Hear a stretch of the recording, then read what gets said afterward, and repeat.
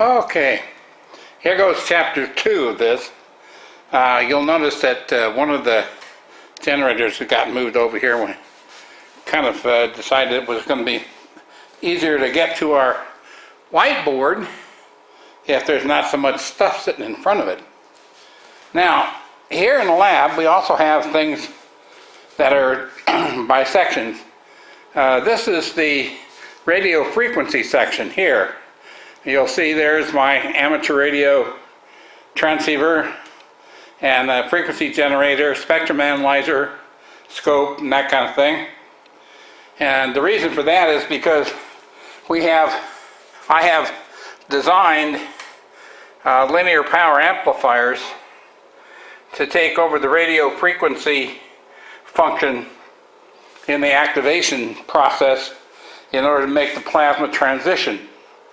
Now, for those of you who don't know it, I designed the electronic control unit that was in the 1983 PAP engine, and my brother Tom and his technician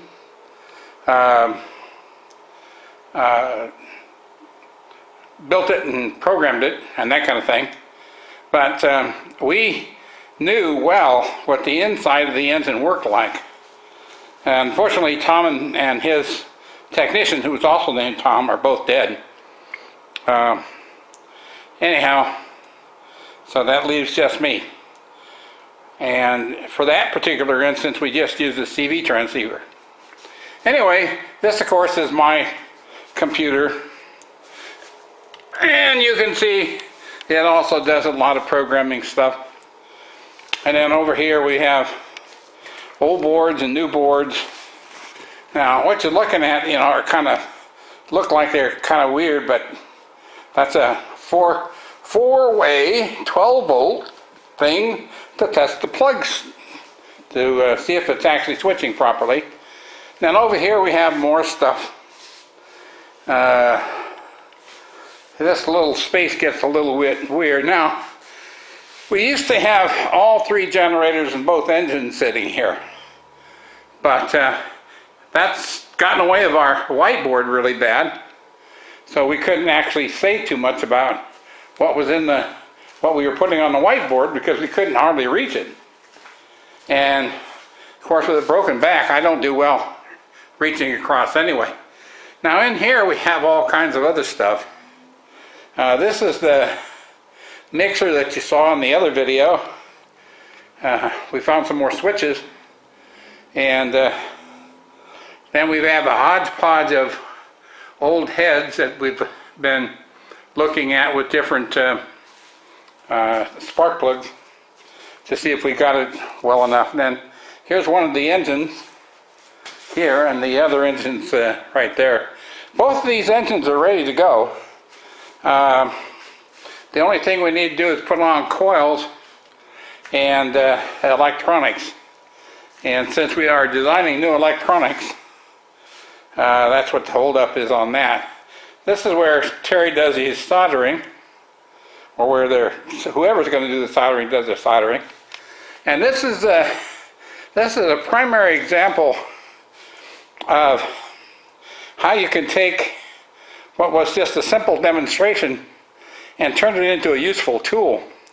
Those of you who saw the little demonstration where I showed you how much volume was actually moved by nothing more than an arc in gas, although a good deal of you didn't really seem to understand that part, but those of you who did see it and understand it,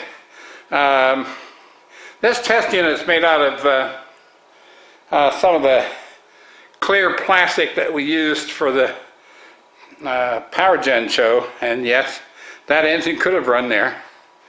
But unfortunately, the instructions that I gave everyone to have ready to run that engine wasn't there, and I wasn't going to run an engine without somebody being able to make one.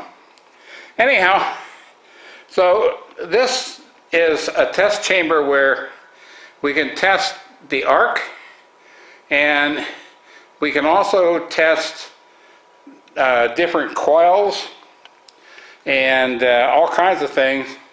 And we can do it with a gas. And there you can see there's a balloon here that also tells us what kind of expansion we get. And it will also tell us what the expansion coefficient is. And we can change coils on here and all kinds of good stuff. I'm going to attach two test videos just so you can see, because we have discovered some things about the transition start that we didn't know in 2013, that I didn't know in 2013, and you should see, it's interesting to see the difference between the two systems. On the old system, I had a little ball of lightning about the size of the head of a pin, and that's what actually activated the transition. We have found a way to pump that up now, and we have changed the electrode and some other odds and ends, and now we get a ball of lightning sitting in the middle that's roughly the size of a BB. So we expect it will be a lot more efficient, and that could be one of the reasons why the 2013 engine couldn't get up over 1100 RPM. Anyway, of course, you don't know that it couldn't get there because I never said that, but that's okay.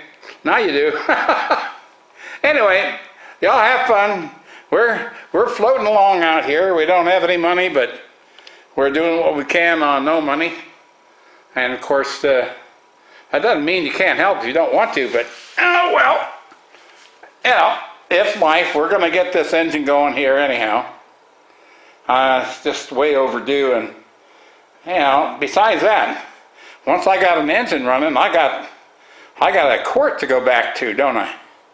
I mean, after all, it's slander to say to somebody something doesn't work when it does. Anyhow, y'all have fun. Bye-bye.